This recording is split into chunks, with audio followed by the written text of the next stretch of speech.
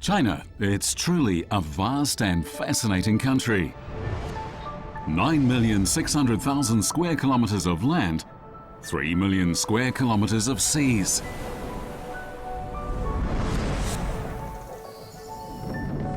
And it's never still, changing with the rotation of the seasons.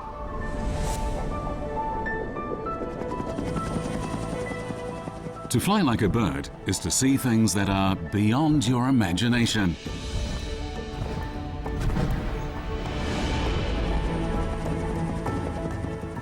You visit places you would never before have dreamed of.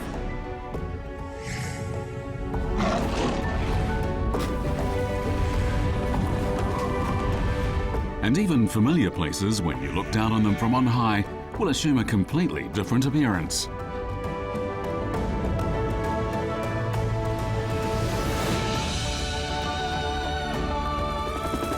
We'll take you to explore places close at hand and far away.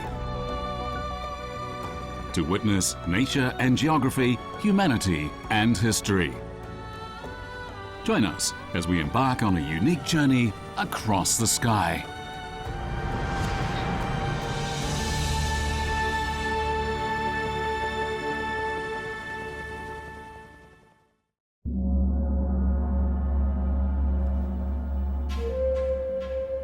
Jiangxi in southeastern China is surrounded on three sides by mountains. The north of the province, where the land is mostly flat, is towered over by Mount Lushan. By contrast, the central part is an area of hills and valleys. Thousands of rivers run through Jiangxi, with most of them emptying into Poyang Lake.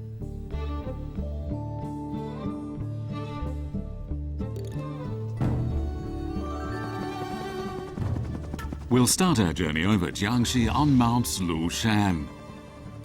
We'll find a city in the clouds, explore an ancient private university, and fly west to enjoy the sight of a river meeting a mountain.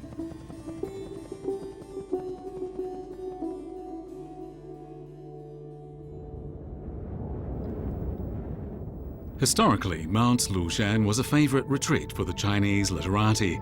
Over the centuries, it's estimated that the mountain was visited by more than 3,500 men of letters, who, among their other writings, left behind 16,000 verses about it.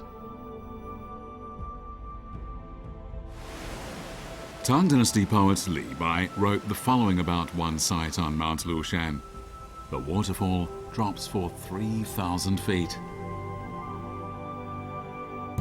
Song Dynasty poet Su Dongpo, in describing the constantly changing scenery, wrote that he failed to see the true Mount Lushan.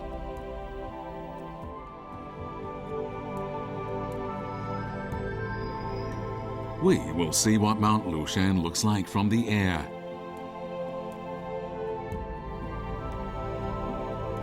In Jiangxi, 90 towering peaks largely conceal the province's rivers.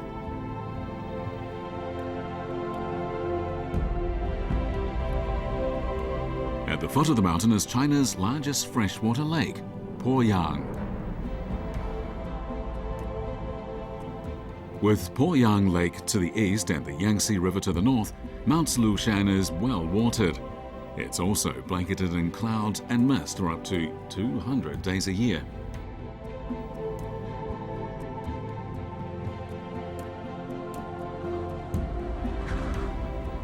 Near the top of the mountain, there's a flat valley. Here, some 600 Western-style villas with distinctive colored roofs are found.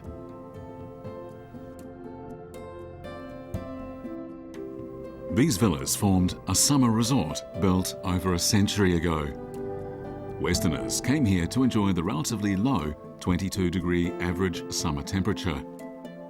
The place was actually known as Guling or cooling.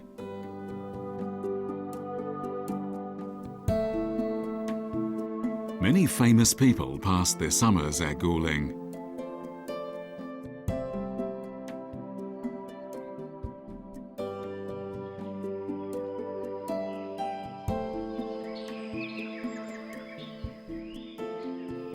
Chiang Kai-shek and his wife Sung Mei-ling spent 10 summers in a villa called Mei Lu.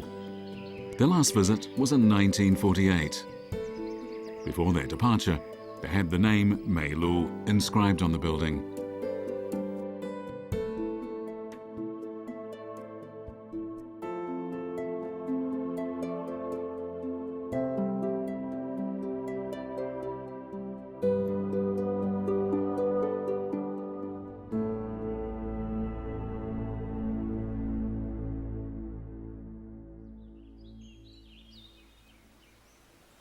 There are a number of old buildings in the thick forest at the southern foot of Wu Lao Peak.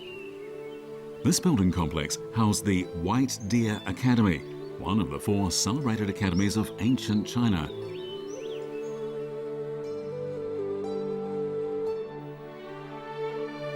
A 1,000 years ago, the academy served as the equivalent of a modern university.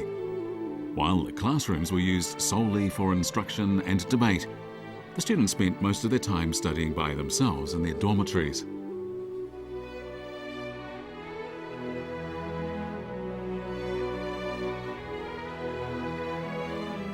White Deer Academy, with 200 hectares, covers virtually the same area as Peking University. But the buildings account for just a small fraction of the campus. Most of it is covered in trees.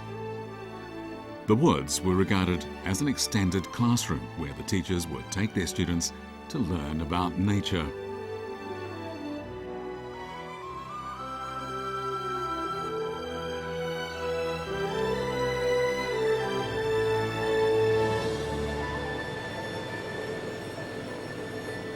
Lushan is one of China's most famous mountains, so it's not surprising that many of the surrounding scenic spots include Lushan in their name. 1,600 islands dot this lake. In the distant past, the lake was known as Zhelin, but more recently it's been renamed and is now called Lushan Xihai Lake.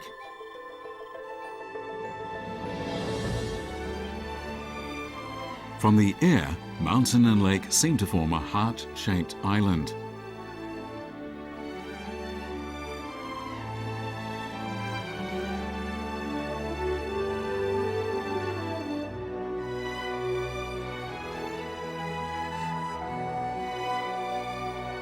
This unusual feature hints at how romantic the area is.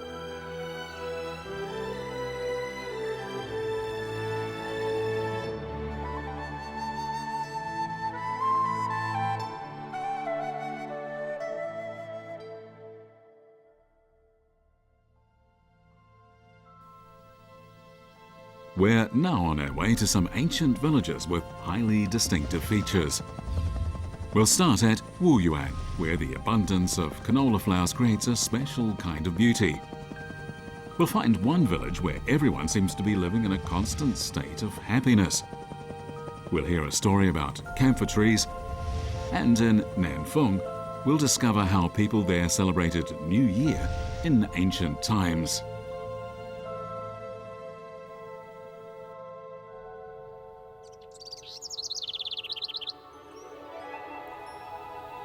With the arrival of spring, in Wuyuan, canola flowers are blooming.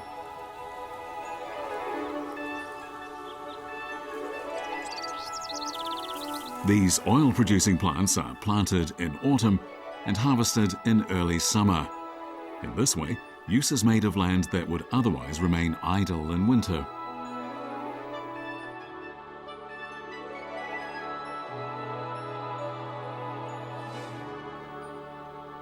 The golden canola flowers with the exotic buildings in the background are a feature of Wuyuan's appeal to tourists.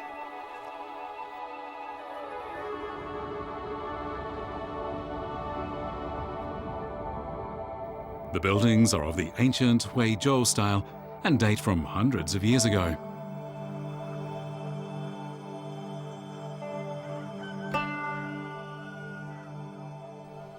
Most of them were originally built by wealthy merchants from Huizhou.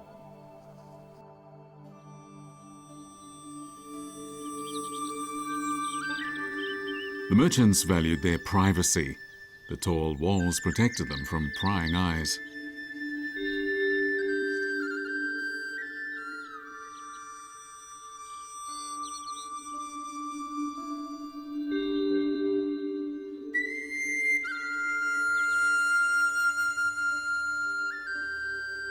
But the walls also served to prevent the spread of fire. This was important, as the Hui-style buildings were often grouped close together.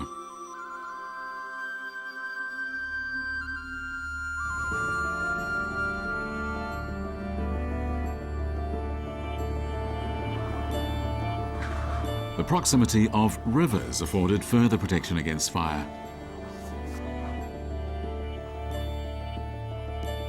In Wuyuan, houses were usually built beside rivers, and over time, entire villages became encircled by water.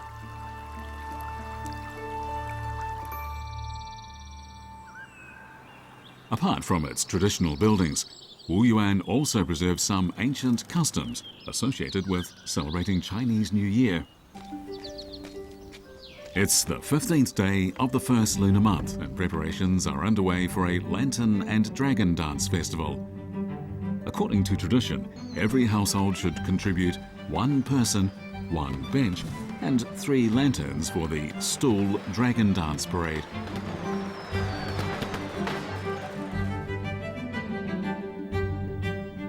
The provision of family members and benches is symbolic.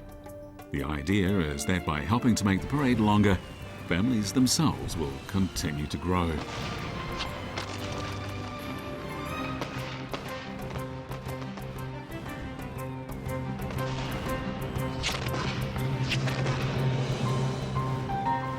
In Jiangxi village, the dragon enters and leaves the ancestral hall 3 times. Anyone struggling to keep up who loses their footing need have no fear.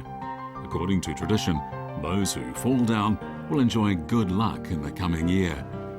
This being the case, everyone feels free to dance to their heart's content.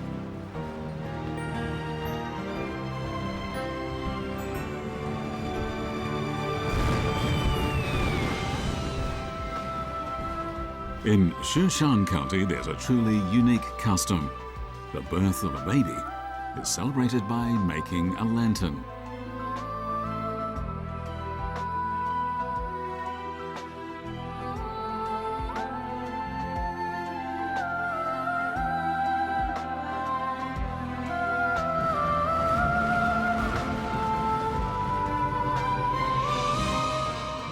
The idea here is that one lantern chases the other. Eventually, the first lantern will catch up with the last. What this means is that there will be a happy ending in spite of all life's ups and downs.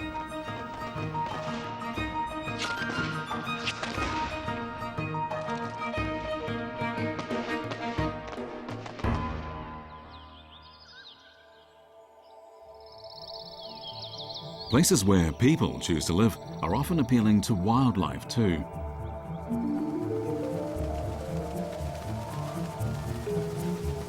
During the winter, Mandarin Duck Lake plays host to around 2,000 pairs of ducks.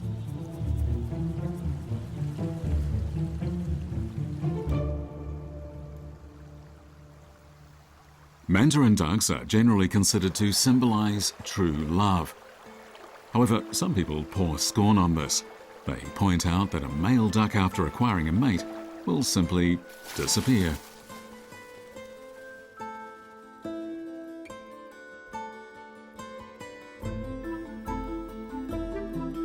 But the males aren't the faithless partners they may seem. The fact is, they suddenly shed their bright plumage. They thus become indistinguishable from the females.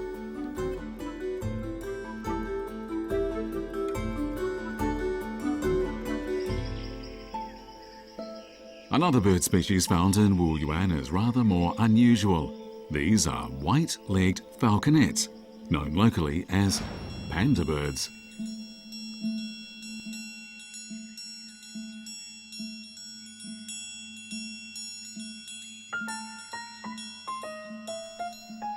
The panda birds seem quite unafraid of our aircraft. In fact, despite their deceptive size, these birds are actually predators.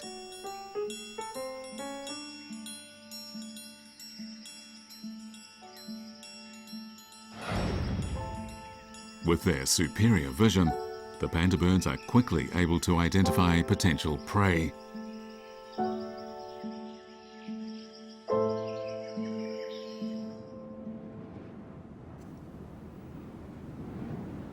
An ancient village called Poyang Lake stands on the mountain.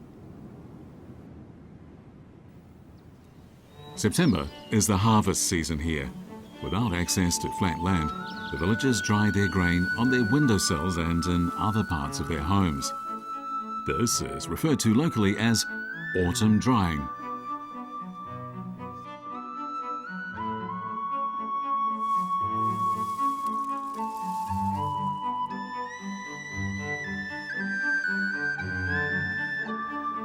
But drying is not confined to autumn. Poyang Lake receives plenty of rainfall, so drying pans are used for a variety of products all year round.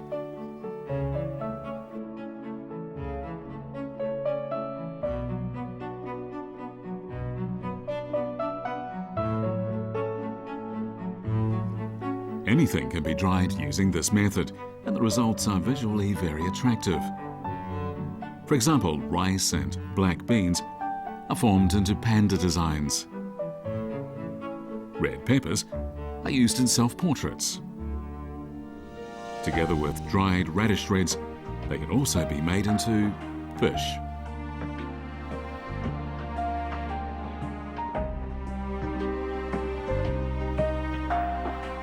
Spring is here, and the people of Poyang Lake are drying their peppers, chilies and rice. But what design will they come up with?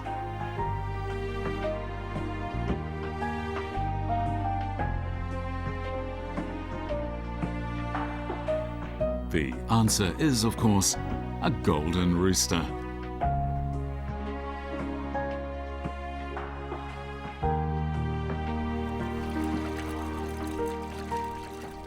In the past, in order to ensure that they could grow sufficient grain, people in these mountainous areas had to restrict the area of land they set aside for housing, so their homes were necessarily small. To keep them ventilated, there would be an opening in the roof.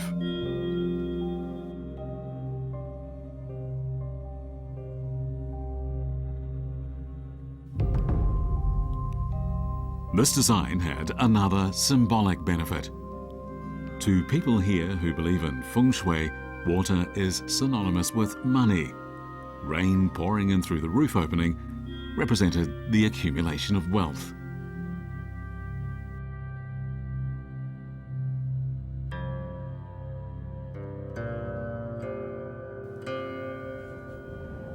In many of Jiangxi Province's villages, there are camphor trees several hundred years old. Historically, Jiangxi was known as Wuyuan Prefecture. Wuyuan means great camphor.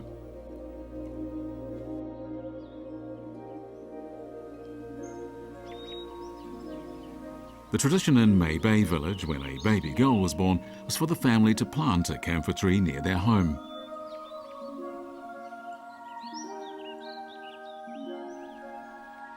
When the girl married, the tree would be cut down. It would then be made into a trunk as part of a dowry.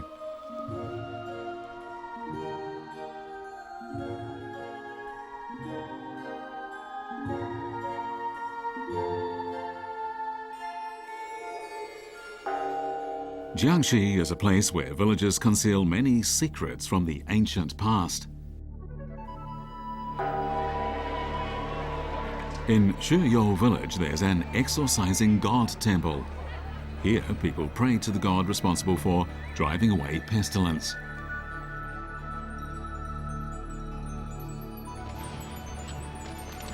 Ceremonies are still held here throughout the first month of the lunar year. The most impressive takes place on the 16th day of the month.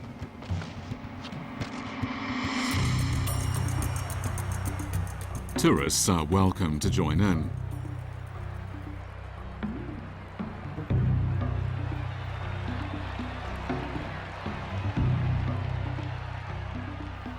The dancers demonstrate how they seek out and drive away pestilence.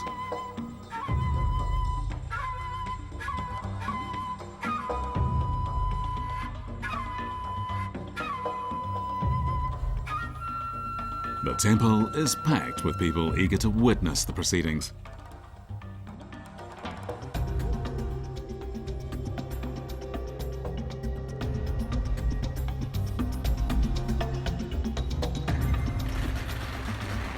dancers go door to door in search of pestilence.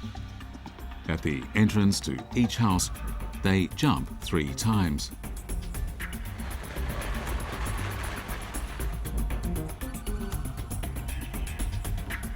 The masked dancers are playing the role of Zhongkui, the god who drives away evil spirits.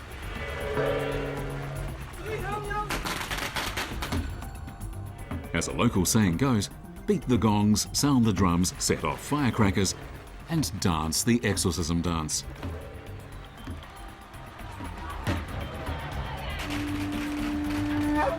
There are well over 100 exorcism dance teams in Nanfeng. They're keeping alive a tradition that dates from the ancient past.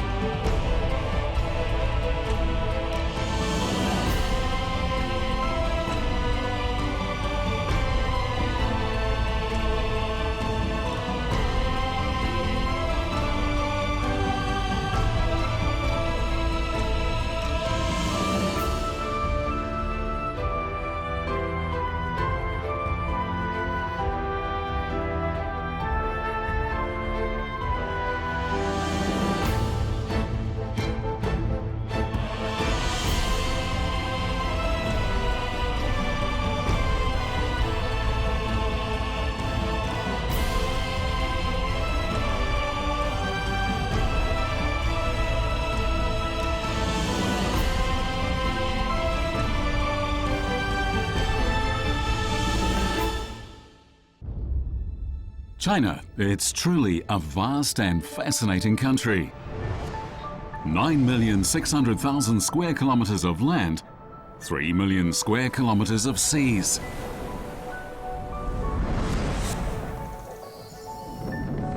And it's never still, changing with the rotation of the seasons.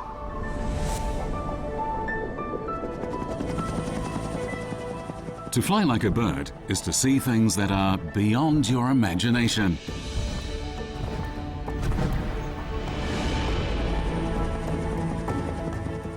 You visit places you would never before have dreamed of.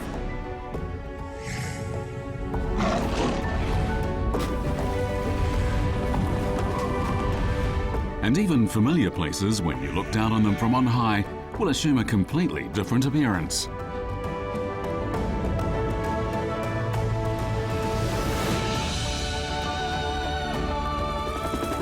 We'll take you to explore places close at hand and far away. To witness nature and geography, humanity and history. Join us as we embark on a unique journey across the sky.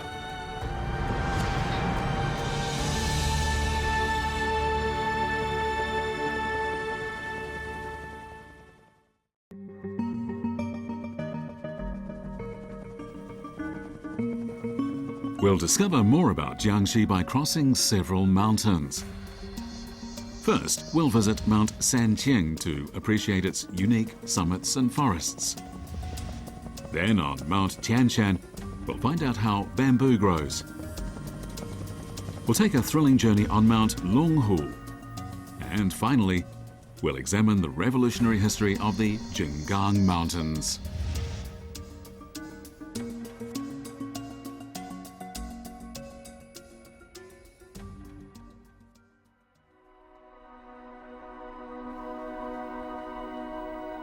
To the south, a forest of granite peaks rises straight up from the ground. These so-called fairy stones were deposited here billions of years ago due to the sudden rise and fall of the sea.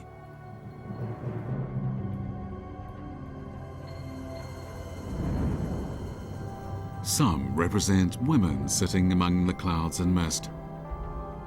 Others emerge abruptly from the valleys to touch the sky.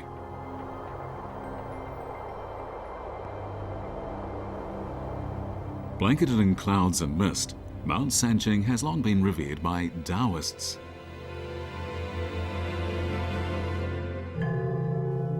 "1,600 years ago, the mountain became a center of Taoism, and it was then that Nanchang was given its name. It means Three Taoist Gods Mountain.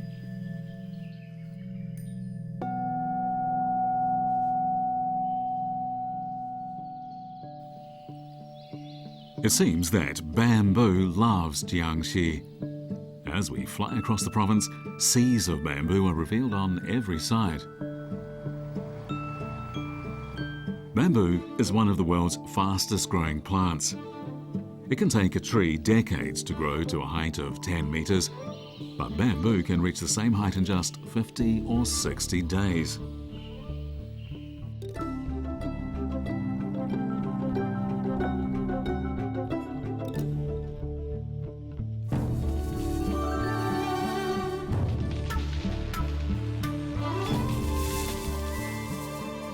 In May, people begin to cut the bamboo.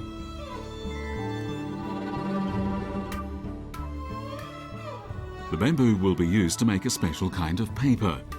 Fibre is extracted from it and dried. A dozen processes, and about a year later, resilient lianci paper is produced.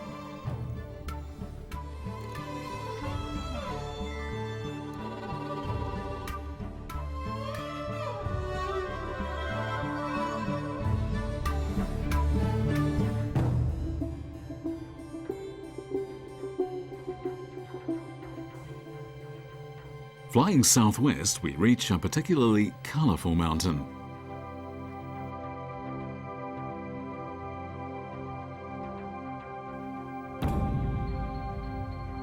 The geological formations known in China as Danxia landforms are found all over the world. But in China, they're spread far and wide.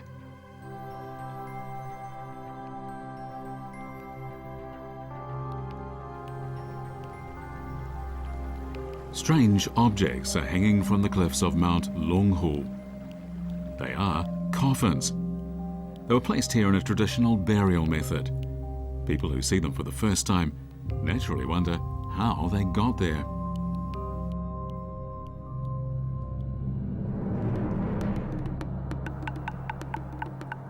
Here in the Mount Lushan scenic area, performances are put on to demonstrate how the hanging coffins were placed on the cliff.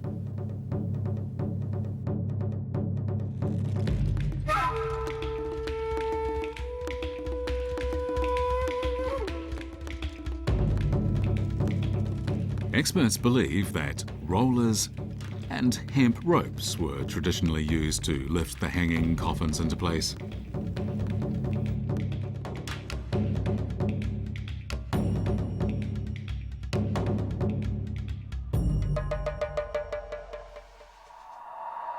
The performers are locals.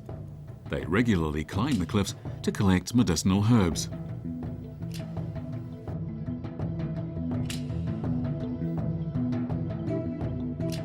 Some herbs that are extremely rare are found on Mount Lushan, and the locals hang from hemp ropes to gather them. It's a skill they've inherited from their ancestors.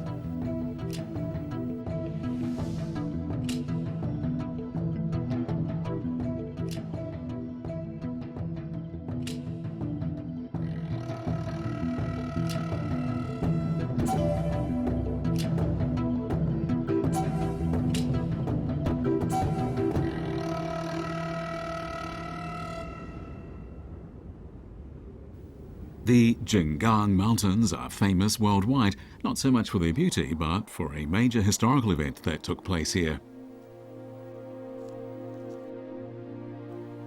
In 1927, during the Autumn Uprising, Mao Zedong led his forces to break through an enemy encirclement.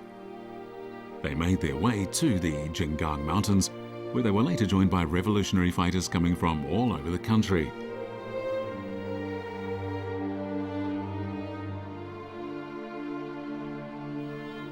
It was in the Jinggang Mountains that the Communist Party of China, founded just a few years before, established its first rural revolutionary base.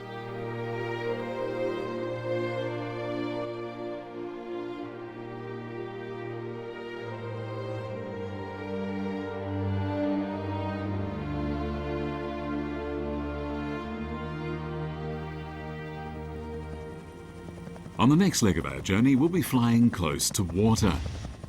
On Poyang Lake, we'll spend time with some migratory birds. We'll then fly to Jiangxi, where we'll visit a kiln that's been active for 1,000 years.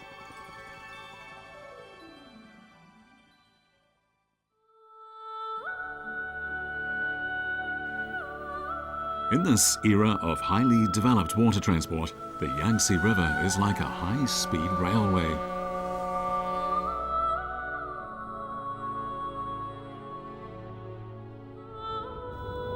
The close-knit waterways of Jiangxi can be compared to China's national and provincial highways.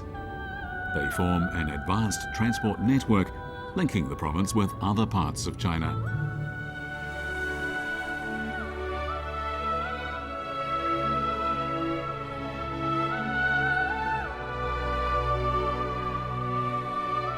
At the point where Poyang Lake joins the Yangtze River, there stands an isolated mountain.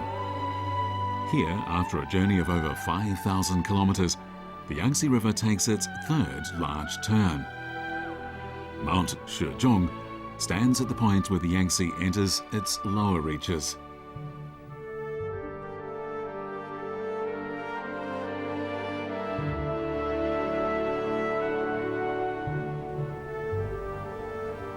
On its middle and lower reaches, the Yangtze connects 4 major freshwater lakes.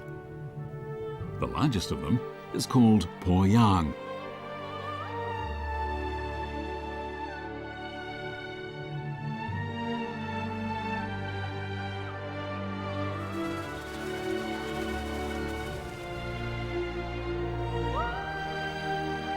During the rainy season, overflow from the nearby rivers pours into Poyang Lake. It, in turn, helps to keep the water level in the Yangtze stable.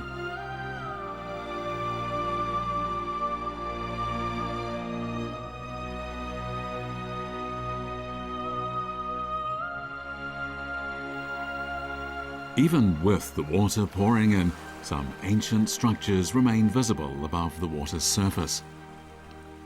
They stand on a small island in the middle of the lake. During the dry season, the bottom of the lake is exposed, revealing a vast grassland with the submerged island at its heart.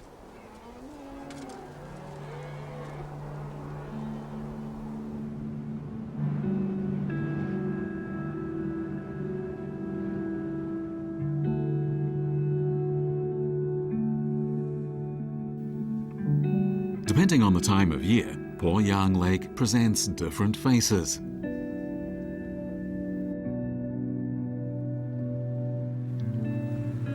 This highway runs all the way across the lake.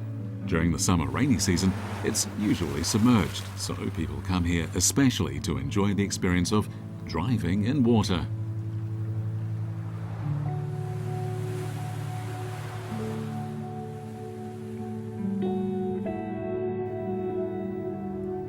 With the water level currently rising, in 2 weeks from now the highway will be fully underwater.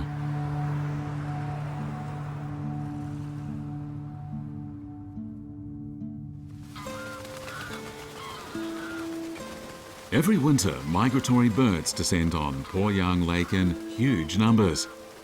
There can be as many as 700,000 of them, and they all seem to enjoy their stay.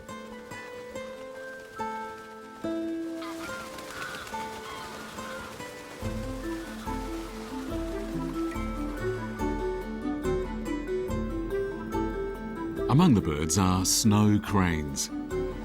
Their most distinctive features are their red foreheads, which contrast with their white feathers.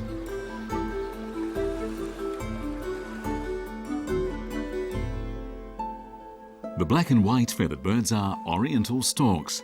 They're extremely rare. Only around 3,000 of them are believed to exist in the entire world.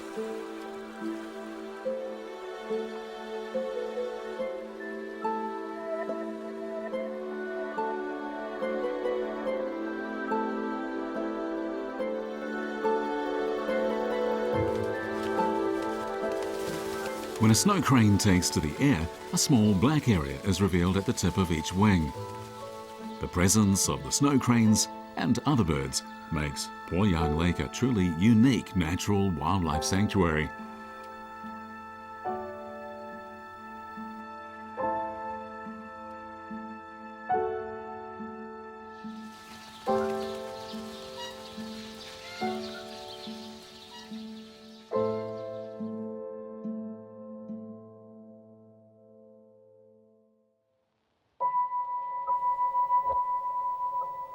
Most elusive of all the creatures in Poyang Lake is the Jiangxi finless porpoise, which is sadly on the brink of extinction. After a 3-day search, we finally catch a glimpse of one.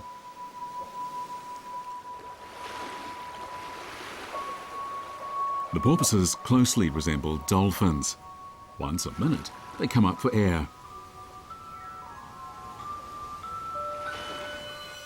We're particularly lucky, as we've come across 2 porpoises together. It seems that the higher the water level in Poyang Lake, the more the porpoises enjoy themselves.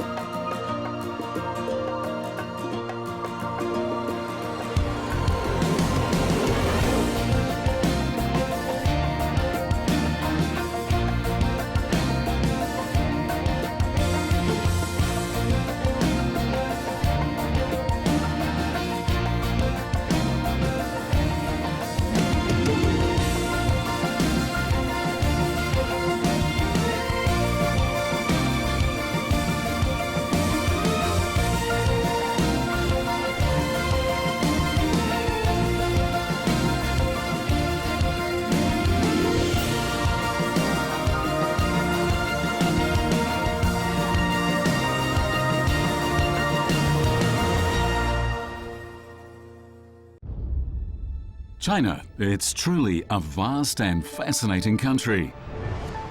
9,600,000 square kilometers of land, 3 million square kilometers of seas.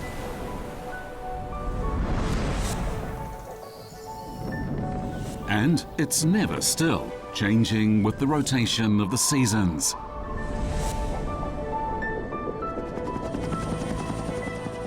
To fly like a bird is to see things that are beyond your imagination.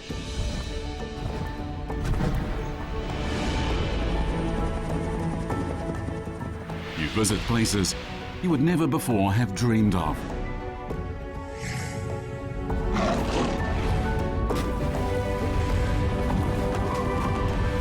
And even familiar places, when you look down on them from on high, will assume a completely different appearance.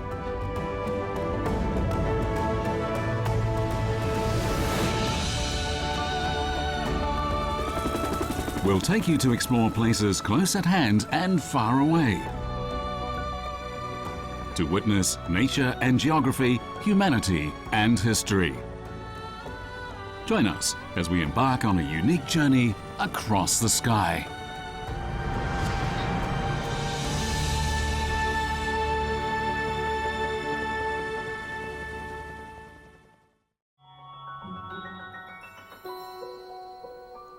We're now heading to the southeast to see how fishermen and cormorants work together. Fishing with the help of a cormorant is an ancient tradition.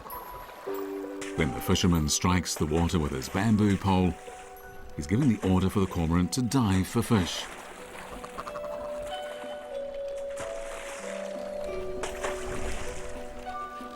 Before long, the bird will return with its catch.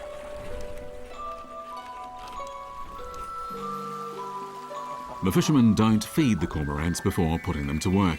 If they'd had enough to eat, they wouldn't be interested in working.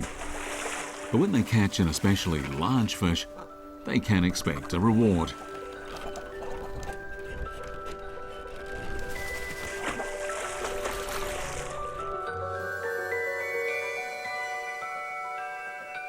In the evening, the fishing boat returns fully laden.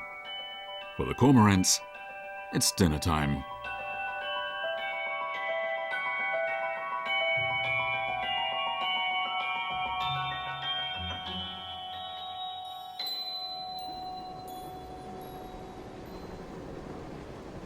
From Poyang Lake, we head to Jiangxi, famous for producing ceramics. The story goes that a Song dynasty emperor was so entranced by the blue and white ceramics produced here that he named the place after his reign title, Jingde.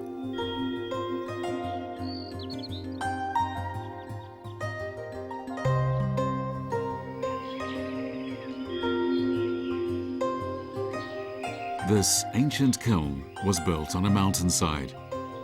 The stair-step structure conforms with the most energy-efficient bottom-up design for ceramics production.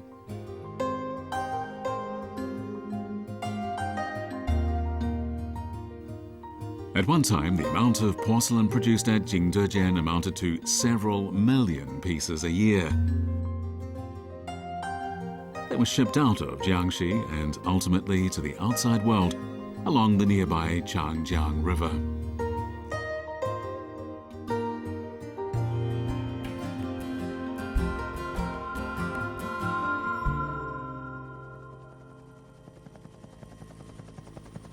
Next, we'll learn about a group of ancient migrants who have left their mark on Jiangxi. We'll see how the occupants of a group of roundhouses lived. And in a Hakka village, we'll take part in a festive game.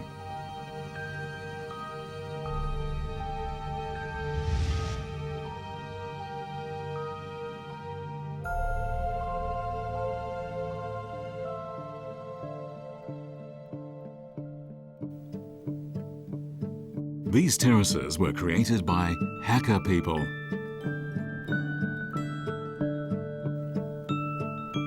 During the Tang and Song dynasties, groups of migrants fleeing war in northern China crossed the mountains and rivers to come and settle here.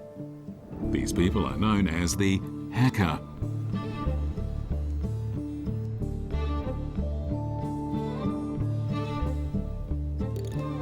Having been forced to flee their homes, they were initially unhappy here.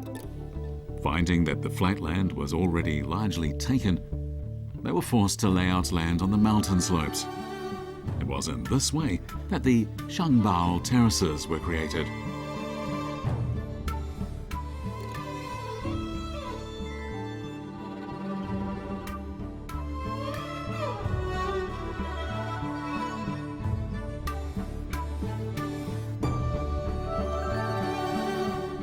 Having secured sufficient land and adequate food, the Hakka decided to stay.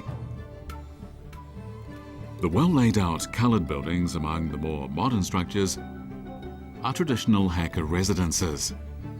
They're known as roundhouses.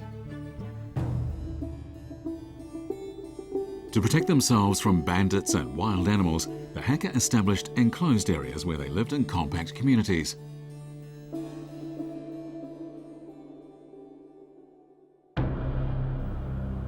This is Yanyi Compound, the tallest surviving roundhouse in Jiangxi Province.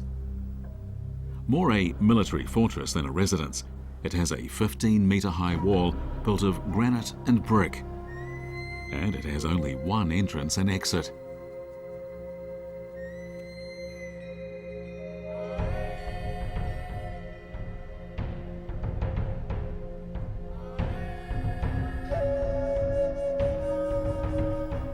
The house has 136 rooms. A quarter of them were used for storing grain, with the capacity to keep everyone inside fed for a year. This interest in defence is indicative of how difficult it was for the Hakka to gain acceptance among the local people.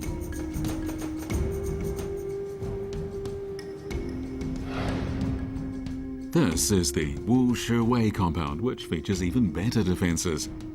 It has 4 forts in the east, west, south and north. Cannons could be deployed in these forts to repel attacks.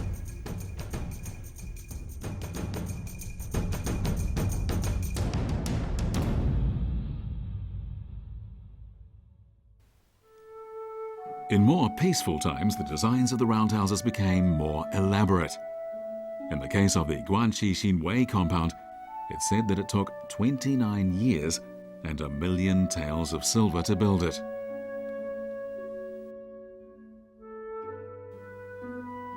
In the centre of the enclosure are 3 rows of houses.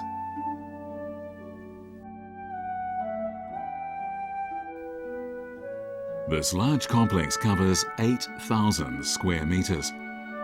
The design suggests that the Hakka were no longer so fearful for their safety.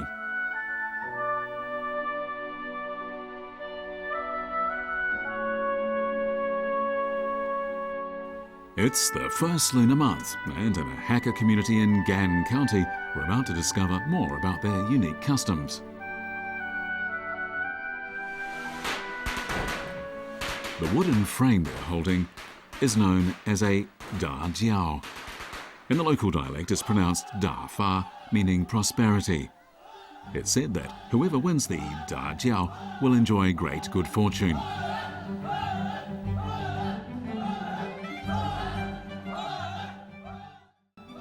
In the past, the competition was fierce. These days, it's a form of entertainment, and the competitors are all keen to share the good luck with one another.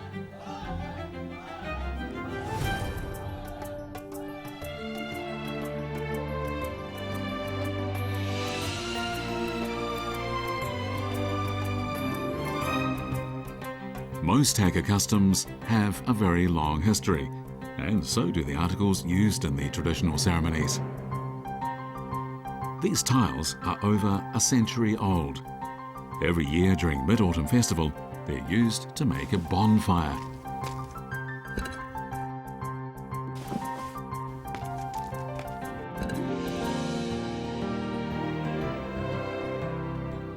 The tiles and bricks are built into a hollow 3-metre-high tower.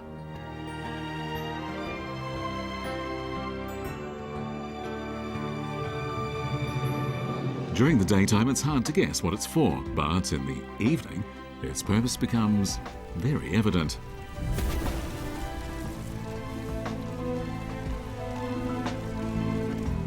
To make the fire more impressive, sulphur is added.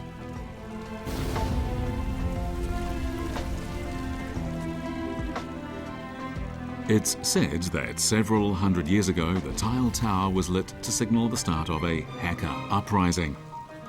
Today, people gather around the bonfire in a spirit of joy and celebration.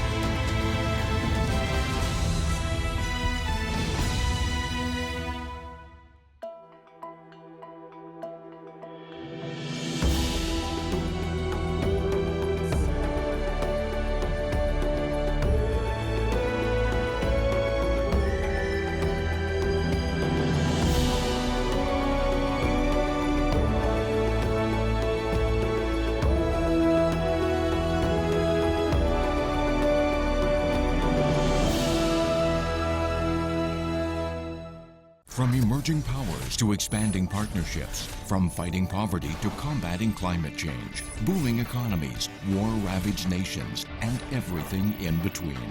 We capture the changes affecting the most dynamic and diverse continent on the planet, taking you beyond the headlines to the people and their stories. Asia Today, delivering Asia to the world.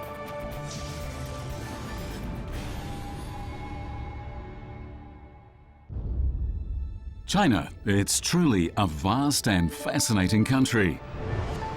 9,600,000 square kilometers of land, 3 million square kilometers of seas.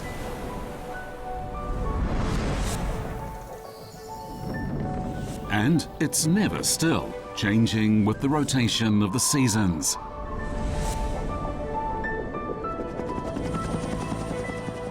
To fly like a bird is to see things that are beyond your imagination.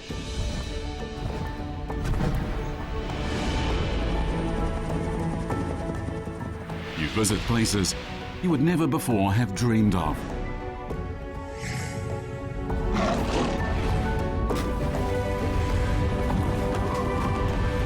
And even familiar places, when you look down on them from on high, will assume a completely different appearance.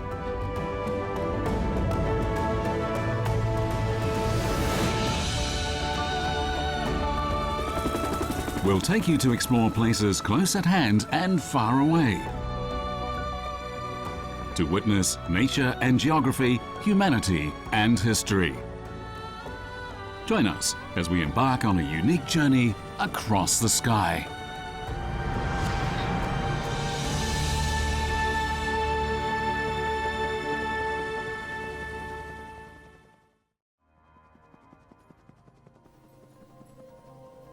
Next, we'll visit two cities on the Ganjiang River.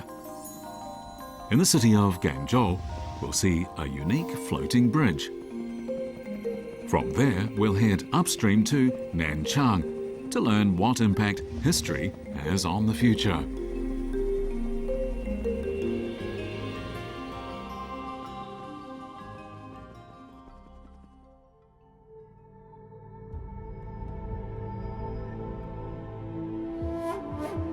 This is the Ganjiang. Jiangxi's longest river, it flows across the province from south to north. The Ganjiang is the reason why Jiangxi is also known as Gan.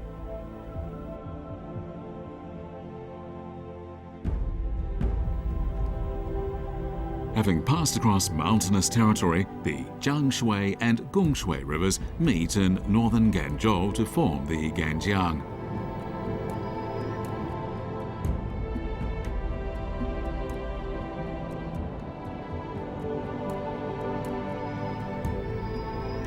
The old city of Ganzhou is bordered by rivers on three sides.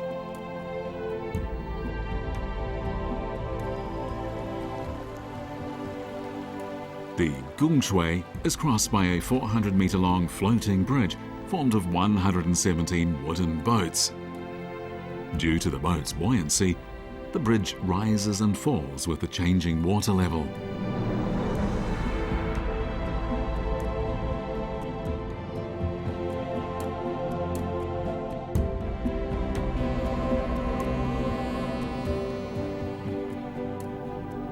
In the past, when traffic on the river was much heavier, the floating bridge would be dismantled twice a day to make way for passing ships. Today, this practice has been abandoned. Now it's dismantled only in special circumstances.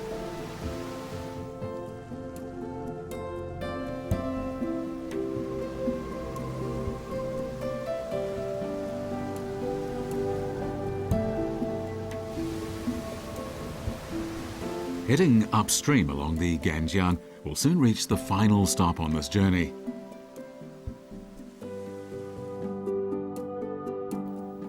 In Nanchang, many places have August the 1st in their names, including bridges, roads and parks, even a professional football team.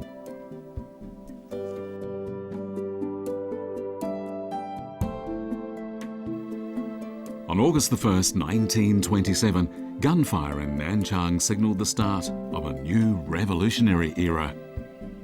On that day, a military force was established that would become the People's Liberation Army.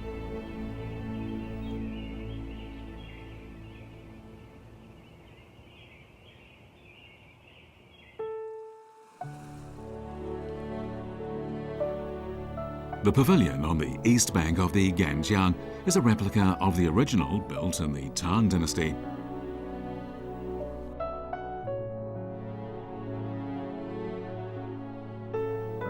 The Tang Dynasty poet Wang Bo once visited Tangwang Pavilion for a banquet. Afterwards, he wrote the famous verse Preface to Tangwang Pavilion. 2 lines of it are especially well known. The fading afterglow and the lonely wild goose fly side by side. The autumn water and the vast sky are of the same colour.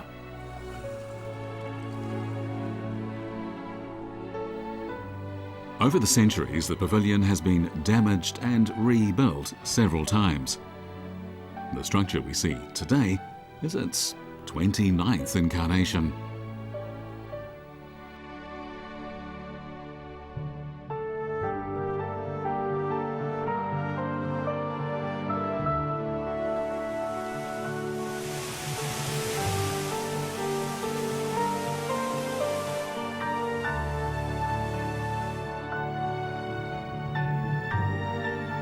In the evening, the city's profile is outlined by lights.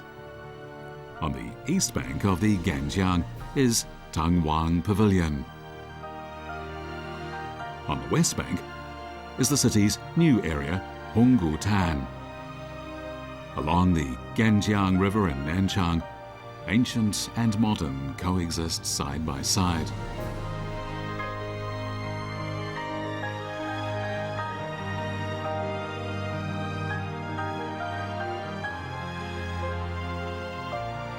The famous Preface to Tangwang Pavilion reminds us of an era long gone. But in a similar way, today's Nanchang also hopes to be remembered for generations to come.